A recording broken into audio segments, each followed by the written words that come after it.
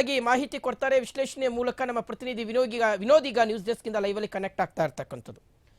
ವಿನೋದೀಗ ಈ ಎರಡೂ ಕ್ಷೇತ್ರಗಳಿಗೆ ಕಾಂಗ್ರೆಸ್ ಅಭ್ಯರ್ಥಿಗಳ ಆಯ್ಕೆ ಸಿಕ್ಕಾಪಟ್ಟೆ ಕನ್ಫ್ಯೂಷನ್ ಗೊಂದಲ ಜಟಿಲವಾಗಿ ಪರಿಣಮಿಸಿತ್ತು. ಫೈನಲಿ ಕಾಂಗ್ರೆಸ್ ಎರಡೂ ಕ್ಷೇತ್ರಗಳಿಗೆ ಅಭ್ಯರ್ಥಿಗಳನ್ನ ಅನೌನ್ಸ್ ಮಾಡ್ತು. ಆದರೆ ನಿಜಕ್ಕೂ ಸಹ ಈ ಕ್ಷೇತ್ರಗಳ ಅಭ್ಯರ್ಥಿಗಳ ಆಯ್ಕೆ ಇದೆಯಲ್ಲ ಏನೋ ಹೊಸ ಒಂದು ಎಕ್ಸ್ಪೆರಿಮೆಂಟ್ಗೆ ಮುಂದಾಗ್ತಾರೆ ಅಂತ ಎಲ್ಲರೂ ಅನ್ಕೊಂಡಿದ್ರು. ಆದರೆ ನೋ, ಅದೇ ಕುಟುಂಬ ರಾಜಕಾರಣಕ್ಕೆ ಮಣೆ ಹಾಕಿರ್ತಕ್ಕಂಥದ್ದು ಕಾಂಗ್ರೆಸ್ ಅಂದ್ರೆ ಕುಟುಂಬ ರಾಜಕಾರಣ ಅಂದ್ರೆ ಕಾಂಗ್ರೆಸ್. ಅದು ಡೆಲ್ಲಿಯಿಂದ ನಮ್ಮ ರಾಜ್ಯದ ಗ್ರಾಮದವರೆಗೂ ಸಹ ಸಾಬೀತಾಗ್ತಾ ಇದೆ ಅನ್ನುವಂಥದ್ದು. ಈಗ ಮತ್ತೆ ಕುಟುಂಬದ ಸದಸ್ಯರಿಗೆ ಟಿಕೆಟ್ ಅನ್ನು ಕೊಟ್ಟಿರ್ತಕ್ಕಂಥದ್ದು ಯಾವ ರೀತಿಯಾದಂಥ ಅಭಿಪ್ರಾಯಗಳನ್ನು ಮೂಡಿಸ್ತಾ ಇದೆ ಜನಸಾಮಾನ್ಯರಲ್ಲಿ. ಇವತ್ತು ನಾಮಿನೇಷನ್ ಬೇರೆ ಫೈಲ್ ಮಾಡ್ತಾರಂತೆ, ಮುಖ್ಯಮಂತ್ರಿಗಳು ಉಪಮುಖ್ಯಮಂತ್ರಿಗಳು ಇರ್ತಾರಂತೆ. ಇವ್ರ ಹತ್ರ ಇದನ್ನು ಬಿಟ್ಟು ಬೇರೆ ಇನ್ನೇನು ನಾವು ಎಕ್ಸ್ಪೆಕ್ಟ್ ಮಾಡೋಕ್ಕಾಗೋದಿಲ್ಲ, ಕುಟುಂಬ ರಾಜಕಾರಣ ಬಿಟ್ಟು ಬೇರೆ ಇನ್ನೇನು ಎಕ್ಸ್ಪೆಕ್ಟ್ ಮಾಡೋಕ್ಕಾಗೋದಿಲ್ಲ.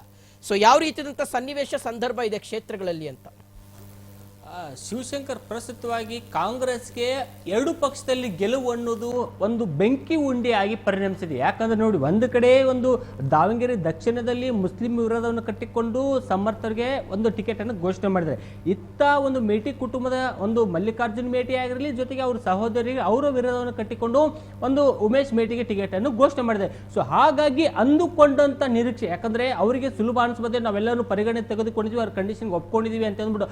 ಬಟ್ ಆ ಒಂದು ಕಂಡೀಷನ್ ಒಪ್ಪಿಕೊಂಡ್ರು, ಅವರನ್ನ ಪರಿಗಣನೆ ತೆಗೆದುಕೊಂಡ್ರು ಕಾರ್ಯಕರ್ತರು ಇರ್ತಾರಲ್ಲ ಶಿವಶಂಕರ್, ಬೂತ್ ಮಟ್ಟದಲ್ಲಿ ಕಾರ್ಯಕರ್ತರಲ್ಲ, ಅವರು ಈ ಒಂದು ಕಂಡೀಷನ್ಗಳಿಗೆ ಒಪ್ಪೋದಕ್ಕೆ ಹೋಗಲ್ಲ. ಯಾಕಂದ್ರೆ ಅವರು ಡೇ ಒನ್ ನಿಂದ ಒಂದು ತಮ್ಮ ಪರ್ಯಾಯ ನಾಯಕರುಗಳನ್ನ ಬೆಂಬಲಿಸುತ್ತಾ ಬಂದಿರ್ತಾರೆ. ಸೊ ಹಾಗಾಗಿ ತಮ್ಮ ಬೆಂಬಲಿಗ ತಮ್ಮ ನಾಯಕರುಗಳನ್ನ ಬಿಟ್ಟು ಬೇರೆದಾಗ ಸಪೋರ್ಟ್ ಮಾಡಿದ ಒಂದು ಯಾವ ಮಟ್ಟಕ್ಕೆ ಒಂದು ಕಾರ್ಯಕರ್ತರು ಒಪ್ಕೋಬೇಕು. ಸೊ ಹಾಗಾಗಿ ಎರಡು ಕ್ಷೇತ್ರಗಳಲ್ಲಿ ಕಾಂಗ್ರೆಸ್ಗೆ ಒಂದು ಬೆಂಕಿ ಉಂಡೆಯಾಗಿ ಪರಿಣಮಿಸಿದೆ. ಈಗ ನೋಡಿ, ಸಿಎಂ, DCM, ಸತೀಶ್ ಜಾರಕಿಹೊಳಿ, ಜಮೀರ್ ಅಹಮದ್, ಲಕ್ಷ್ಮೀ ಹೆಬ್ಬಾಳ್ಕರ್, ಪ್ರತಿಯೊಬ್ಬ ಹಲವಾರು ಶಾಸಕರನ್ನ ಅಂದ್ರೆ ಸಚಿವರುಗಳನ್ನ, ಇಡೀ ಒಂದು ಎಂಟೈರ್ ಕ್ಯಾಬಿನೆಟ್ ನ ಶೇಕಡ 80ರಷ್ಟು ಸಚಿವರುಗಳನ್ನ ಎರಡೂ ಜಿಲ್ಲೆಗೆ ಒಂದು ಚುನಾವಣೆ ಪ್ರಚಾರಕ್ಕೆ ನೇಮಿಸಿದ್ದಾರೆ. ಆದ್ರೆ ಇದು ಶಿಗ್ಗಾವಿ ಕ್ಷೇತ್ರದಿಂದ ಆಗಿರ್ತಕ್ಕಂಥ ಒಂದು ಆತರ ಆಗುತ್ತೆ ಎನ್ನುವ ನಿರೀಕ್ಷೆ ಕಾಂಗ್ರೆಸ್ ಪಕ್ಷದಲ್ಲಿ ಇಲ್ವೇ ಇಲ್ಲ. ಯಾಕಂದ್ರೆ ಶಿಗ್ಗಾವಿಯಲ್ಲಿ ಬೇರೆ ಬೇರೆ ತರ ಹೋಗಿದ್ರು, ಅಲ್ಲಿ ಮುಸ್ಲಿಂ ಸಮುದಾಯಕ್ಕೆ ವೋಟ್ಗಳು ಜಾಸ್ತಿ ಇತ್ತು, ಆ ಕಾರಣಕ್ಕೆ ಮುಸ್ಲಿಂ ಅಭ್ಯರ್ಥಿ ಕೊಟ್ಟರು. ಆದ್ರೆ ಇಲ್ಲೂ ಸಹ ಒಂದು ಅದೇ ಪರಿಸ್ಥಿತಿ ಇದೆ. ದಾವಣಗೆರೆಯಲ್ಲಿ ಮುಸ್ಲಿಂ ಪ್ರಾಬಲ್ಯ ಸುಮಾರು 67ರಿಂದ 68 ಸಾವಿರಗಳ ಮತಗಳು ಈಗಾಗಲೇ ಒಂದು ದಾವಣಗೆರೆ ದಕ್ಷಿಣದಲ್ಲಿದೆ. ಸೊ ಹಾಗಾಗಿ ಒಂದು ಮುಸ್ಲಿಂ ಕ್ಷೇತ್ರಗಳ ಮುಸ್ಲಿಂ ನಾಯಕಗಳನ್ನ ಇವರು ಪರಿಗಣನೆ ತೆಗೆದುಕೊಳ್ಳದೆ ಒಂದು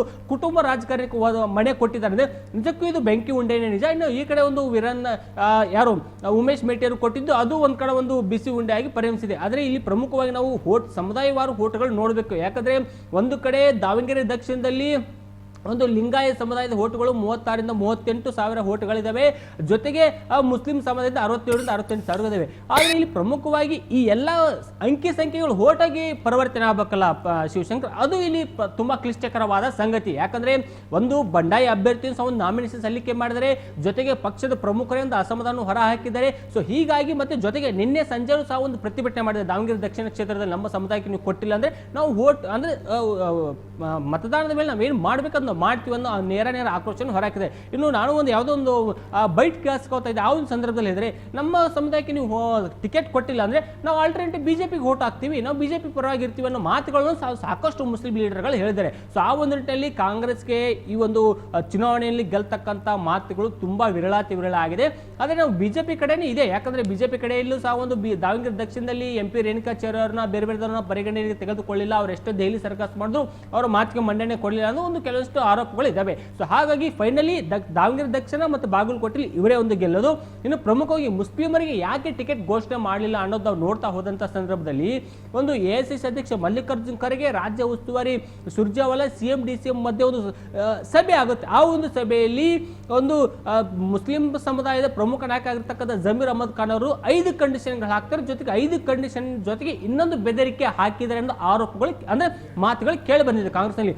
ಒಂದು, ನೀವು ಮುಸ್ಲಿಮೇತರಿಗೆ ಟಿಕೆಟ್ ಘೋಷಣೆ ಮಾಡಿದ್ದೇ ಆದಲ್ಲಿ ಮುಂಬರುವ ಒಂದು ವಿಧಾನಸಭೆ ಮತ್ತೆ ವಿಧಾನ ಪರಿಷತ್ ಹಾಗೂ ರಾಜ್ಯಸಭೆ ಚುನಾವಣೆಯಲ್ಲಿ ಮುಸ್ಲಿಂ ಸಮುದಾಯಕ್ಕೆ ಹೆಚ್ಚಿನ ಆದ್ಯತೆಗಳನ್ನು ಕೊಡಬೇಕು. ಜೊತೆಗೆ ಜನಸಂಖ್ಯೆ ಅನುಗುಣವಾಗಿ ಮುಸ್ಲಿಮರಿಗೆ ಪ್ರಾತಿನಿಧ್ಯ ಕೊಡಬೇಕು. ಚುನಾವಣೆಗಳ MLA ಆಗಲಿ, MP ಆಗಲಿ, ಲೋಕಲ್ ಬಾಡಿ ಎಲೆಕ್ಷನ್ ಆ ಒಂದು ಸಂದರ್ಭದಲ್ಲಿ ನೀವು ಅವ್ರಗಳಿಗೆ ಪ್ರಾತಿನಿಧ್ಯ ಕೊಡಬೇಕು. ಜೊತೆಗೆ ನಿಗಮ ಮಂಡಳಿಗಳು ಇರ್ತಾವಲ್ಲ, ಆ ಒಂದು ನಿಗಮ ಮಂಡಳಿಯಲ್ಲಿ ಹೆಚ್ಚಿನ ಸಂಖ್ಯೆಯಲ್ಲಿ ಮುಸ್ಲಿಂ ನಾಯಕರನ್ನ ನೀವು ನೇಮಕವನ್ನು ಮಾಡಿಕೊಳ್ಳಬೇಕು. ಜೊತೆಗೆ ಅವರು ಅಧ್ಯಕ್ಷರನ್ನು ಮಾಡಬೇಕು ಅನ್ನೋ ಬೇಡಿಕೆ, ಜೊತೆಗೆ ಒಂದು ವೇಳೆ ದಾವಣಗೆರೆ ದಕ್ಷಿಣದಲ್ಲಿ ಏನಾದರೂ ಒಂದು ಸೋತಿದ್ದೇ ಆದಲ್ಲಿ ಸಮರ್ಥ ಶ್ಯಾಮ್ನವರು ಸೋತಿದ್ದೇ ಆದಲ್ಲಿ 2028ಕ್ಕೆ ಆ ಒಂದು ಟಿಕೆಟ್ನ ಅಲ್ಪಸಂಖ್ಯಾತ ಸಮುದಾಯಕ್ಕೆ ನೀವು ಘೋಷಣೆ ಮಾಡಬೇಕು ಅನ್ನುವ ಈ 5 ಕಂಡೀಷನ್ಗಳನ್ನ ಹಾಕಿದ್ರ ಜೊತೆಗೆ ಒಂದು ಬೆದರಿಕೆ ಅಂತ ಹೇಳಿದ್ನಲ್ಲ, ಆ ಒಂದು ಬೆದರಿಕೆನ ಕಾಂಗ್ರೆಸ್ ವಲಯದಲ್ಲಿ ಮಾತುಗಳು ಕೇಳಿ ಬಂದಿದ್ದು. ಅಂದ್ರೆ ನೀವು ಒಂದ್ ವೇಳೆ ಮುಸ್ಲಿಂ ಸಮುದಾಯಕ್ಕೆ ನೀವು ಟಿಕೆಟ್ ಕೊಡದೇ ಇದ್ದಲ್ಲಿ ನಾವು ನನ್ನ ಸಚಿವ ಸ್ಥಾನಕ್ಕೆ ರಾಜೀನಾಮೆ ನೀಡ್ತೇನೋ ಮಾತುಗಳನ್ನು ಮೊನ್ನೆ ನಡೆದಿರ್ತಕ್ಕಂಥ ಸಭೆಯಲ್ಲಿ ಜಮೀರ್ ಅಹಮದ್ ಖಾನ್ ಹೇಳಿದ್ದಾರೆ ಅನ್ನೋ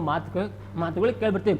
ಆದ್ರೆ ರಾಜೀನಾಮೆ ಸಂಬಂಧಪಟ್ಟಂಗೆ ಒಂದು ವರಿಷ್ಠರು ಯಾವುದೇ ರೀತಿ ಒಂದು ತಲೆಯನ್ನು ಕೆಡಿಸ್ಕೊಂಡಿಲ್ಲ. ಆದ್ರೆ ಕಂಡೀಷನ್ ಇದೆಯಲ್ಲ, ಆ ಒಂದು ಕಂಡೀಷನ್ಗೆ ತಾತ್ಕಾಲಿಕವಾಗಿ ಒಪ್ಪಿದ್ದಾರೆ. ಆದ್ರೆ ಮುಂದೆ ಅದು ಕಂಡೀಷನ್ ಇಂಪ್ಲಿಮೆಂಟ್ ಆಗ್ಬೇಕಲ್ಲ. ಸೊ ಹಾಗಾಗಿ ಕಂಡೀಷನ್ ಯಾವ ತರ ಇಂಪ್ಲಿಮೆಂಟ್ ಆಗುತ್ತೆ, ಜೊತೆಗೆ ಈಗ ಎಲೆಕ್ಷನ್ ಟೈಮ್ ಅಲ್ಲಿ ಮುಸ್ಲಿಂ ನಾಯಕರಲ್ಲಿ ಹೇಗೆ ಪರಿಗಣನೆ ತೆಗೆದುಕೋತಾರೆ. ಮುಸ್ಲಿಂ ಪ್ರಮುಖ ನಾಯಕ ಆಗಿರ್ತಕ್ಕಂಥ ಜಮೀರ್ ಅಹಮದ್ ಅವರು ಗ್ರೌಂಡ್ ಮಟ್ಟದಲ್ಲಿ ಬೂತ್ ಮಟ್ಟದಲ್ಲಿ ಹೋಗಿ ಒಂದು ಕಾರ್ಯಕರ್ತರನ್ನ ಮುಸ್ಲಿಂ ಸಮುದಾಯ ನಾಯಕರುಗಳನ್ನ ಪರಿಗಣನೆ ತೆಗೆದುಕೋಬೇಕು. ಯಾಕಂದ್ರೆ ಅದು ಅಂದುಕೊಂಡಂತ ಅಷ್ಟೇ ಸುಲಭವಲ್ಲ. ಯಾಕಂದ್ರೆ ಇವತ್ತು 23 ಇವತ್ತು ನಾಮಿನೇಷನ್ ಫೈನಲ್ ದಿನ, ಜೊತೆಗೆ ಏಪ್ರಿಲ್ 9ರಂದು ಚುನಾವಣೆ ಇದೆ. ಸೊ ಆ ಒಂದು ಕಾರ್ಯಕ್ಕೆ ಕಮ್ಮಿ ದಿನಗಳಲ್ಲಿ ಎಲ್ಲರೂ ಪರಿಗಣನೆ ತೆಗೆದುಕೊಳ್ಳೋದು ಆಗಲ್ಲ. ಸೊ ಹಾಗಾಗಿ ದಾವಣಗೆರೆ ದಕ್ಷಿಣದಲ್ಲಿ ಸಾಕಷ್ಟು ಕ್ಲಿಷ್ಟಕರ ಒಂದು ಸನ್ನಿವೇಶ ಕಾಂಗ್ರೆಸ್ಗೆ ಎದುರಾಗಿದೆ.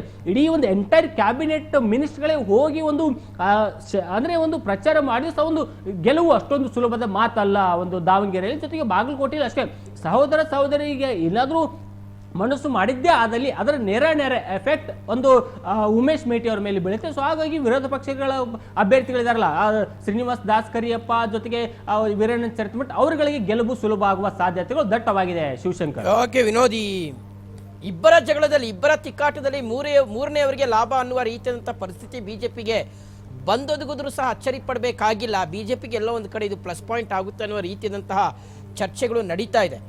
ಮಗದೊಂದು ಕಡೆ ನನಗನ್ನಿಸ್ತಾ ಇರುವಂಥದ್ದು ವಿನೋದ್, ಅಲ್ಪಸಂಖ್ಯಾತ ಮತಗಳು ನಿರ್ಣಾಯಕ ಪಾತ್ರವನ್ನು ವಹಿಸ್ತವೆ ಒಂದು ಕ್ಷೇತ್ರದಲ್ಲಿ ಅನ್ನುವಂಥದ್ದು. ಎರಡನೆಯದು, ಹೈಕಮಾಂಡ್ಗೆ ಇವರು ಹೆದರಿಸ್ತಾರೆ, ಬೆದರಿಸ್ತಾರೆ, ಕಂಡೀಷನ್ಸ್ ಅನ್ನ ಹಾಕ್ತಾರೆ. ಆ ಮಟ್ಟಕ್ಕೆ ಇವತ್ತು ಕಾಂಗ್ರೆಸ್ ಬೆಳೆಸ್ಕೊಂಡ್ ಬಂದಿದೆಯಲ್ಲ, ಆ ಮಟ್ಟಕ್ಕೆ ಇವತ್ತು ಬಿಟ್ಕೊಂಡು ಬಂದಿದೆಯಲ್ಲ ಅನ್ನುವಂಥದ್ದೇ ಬಹಳ ಅಚ್ಚರಿಯ ಪ್ರಶ್ನೆ. ಇದು ಇರಲಿ, ಇದನ್ನ ಅದೇನೋ ಅಂತೆಲ್ಲ ಮಾಡಿದ್ದೋಣ ಮಾರಾಯ ಅನ್ನುವ ರೀತಿಯಾದಂಥ ಪರಿಸ್ಥಿತಿ ಕಾಂಗ್ರೆಸ್ ಈಗ ಅದನ್ನ ಅನುಭವಿಸಲೇಬೇಕು ಅನ್ನುವಂಥದ್ದು.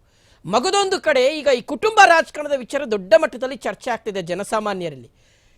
ಪರ್ಯಾಯ ನಾಯಕತ್ವವನ್ನ ಕಾಂಗ್ರೆಸ್ ಪಕ್ಷ ಬೆಳೆಸದೇ ಹೋದಂಥದ್ದರ ಪರಿಣಾಮ ಇವತ್ತು ಕಾಂಗ್ರೆಸ್ ಪಕ್ಷ ಈ ರೀತಿಯಾದಂಥ ಸಿಚುವೇಶನ್ ಅನ್ನು ಎದುರಿಸ್ತಾ ಇದೆ ಅಂತ. ಎರಡೂ ಕ್ಷೇತ್ರಗಳಲ್ಲಿ ಕುಟುಂಬಕ್ಕೆ ಮತ್ತೆ ಟಿಕೆಟ್ ಅನ್ನ ಕೊಟ್ಟಿರ್ತಕ್ಕಂಥದ್ದು ಇದೆಯಲ್ಲ, ಹಾಗಾದ್ರೆ ಸಾಮಾನ್ಯ ಕಾರ್ಯಕರ್ತ ಎಲ್ಲಿ ಹೋಗಬೇಕು ಅನ್ನುವಂಥದ್ದು ಇರ್ತಕ್ಕಂಥ ದೊಡ್ಡ ಪ್ರಶ್ನೆ. 27 ವರ್ಷದ ಸಮರ್ಥ ಶಾಮನೂರು ಅವರಿಗೆ ಟಿಕೆಟ್ ಅನ್ನ ಕೊಟ್ಟಿದೆ. ಬೇರಿನ 40 ವರ್ಷ 50 ವರ್ಷಗಳಿಂದ ಪಕ್ಷಕ್ಕೋಸ್ಕರ ದುಡ್ಕೊಂಡು ಬಂದಂಥ ಸಾಮಾನ್ಯ ಕಾರ್ಯಕರ್ತನ ಪರಿಸ್ಥಿತಿ ಏನು ಅನ್ನುವಂಥದ್ದು ಗೊತ್ತಿಲ್ಲ.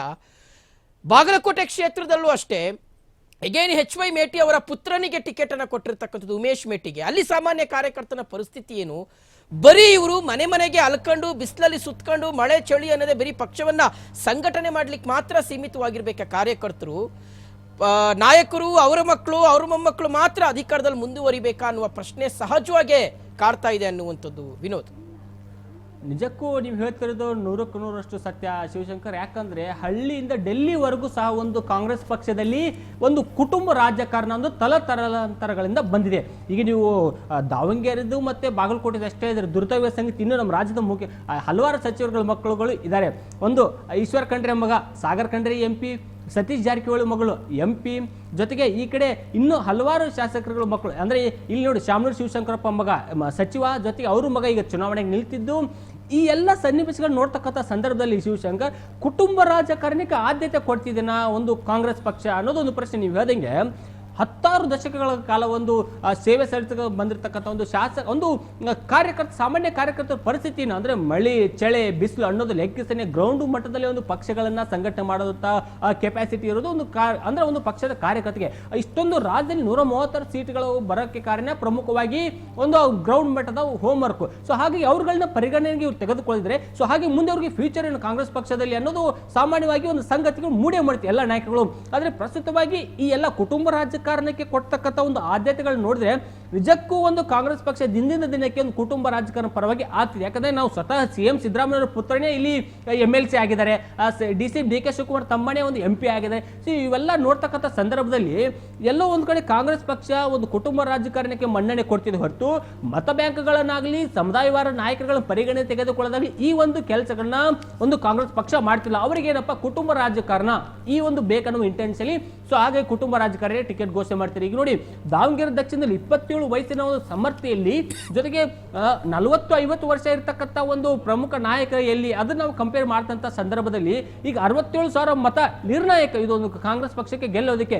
ಇಲ್ಲಿ ಗೆಲ್ಲೋ ಕುದುರೆಗೆ ಒಂದು ಬ್ರೇಕ್ ಅಂದ್ರೆ ಟಿಕೆಟ್ ಕೊಡ್ತಾರ ಅಥವಾ ಒಂದು ಸಮುದಾಯದಿಂದ ಕೈ ತಪ್ಪುತ್ತನ್ನುವ ನಿಟ್ಟಿನಲ್ಲಿ ಒಂದು ಟಿಕೆಟ್ ಕೊಡ್ತಾರ ಅನ್ನೋದು ಒಂದು ಪ್ರಶ್ನೆ. ಯಾಕಂದ್ರೆ 36,000-37,000 ಲಿಂಗಾಯತ ಸಮುದಾಯದ ವೋಟ್ಗಳಿದಾವೆ. ಆ ಒಂದು ಅದಕ್ಕಿಂತ ಡಬಲ್ ಇರ್ತಕ್ಕಂಥ ಒಂದು ಸಮುದಾಯಕ್ಕೆ ಯಾಕೆ ಇವರು ಟಿಕೆಟ್ ಕೊಡ್ತಾ ಇಲ್ಲ ಅನ್ನೋದು ಒಂದು ಪ್ರಶ್ನೆ. ಜೊತೆಗೆ ಈ ಕುಟುಂಬ ರಾಜಕಾರಣದಿಂದ ಕಾಂಗ್ರೆಸ್ ಪಕ್ಷದ ವೋಟ್ಗಳು ಛಿದ್ರವಾಗಿ ಅದರ ನೇರ ಎಫೆಕ್ಟ್ ವಿರೋಧ ಪಕ್ಷಗಳು ಅಂದ್ರೆ ಪ್ರಸ್ತುತವಾಗಿ ವಿರೋಧ ಪಕ್ಷ ಇರತಕ್ಕಂಥ BJP ಆಗಲಿ JDS ಆಗಲಿ ಇವರುಗಳು ತೆಗೆದುಕೊಳ್ತಾರೆ. ಸೊ ಆ ಒಂದು ನಿಟ್ಟಿನಲ್ಲಿ ಒಂದು ಕುಟುಂಬ ರಾಜಕಾರಣಕ್ಕೆ ಇನ್ನು ಮೇಲೆ ಆದ್ರೂ ಮುಂಬರುವ ಒಂದು ಲೋಕಲ್ ಬಾಡಿ ಎಲೆಕ್ಷನ್ ಆಗಿರಲಿ, MLA ಎಲೆಕ್ಷನ್ ಆಗಲಿ, MP ಎಲೆಕ್ಷನ್ ಆಗಲಿ ಅವಾಗಾದ್ರೂ ಬ್ರೇಕ್ ಹಾಕಿದ್ದೇ ಆದಲ್ಲಿ ಮತ್ತೆ ರಾಜೀವ್ ಗಾಂಧಿ ಇಂದಿರಾ ಗಾಂಧಿ ಅವರ ಕಾಲದಲ್ಲಿ ಯಾವ ತರ ಕಾಂಗ್ರೆಸ್ ಇತ್ತು ಅದೇ ತರ ಗತ ವೈಭವಕ್ಕೆ ಬರುವ ಸಾಧ್ಯತೆಗಳು ಇರಬಹುದು.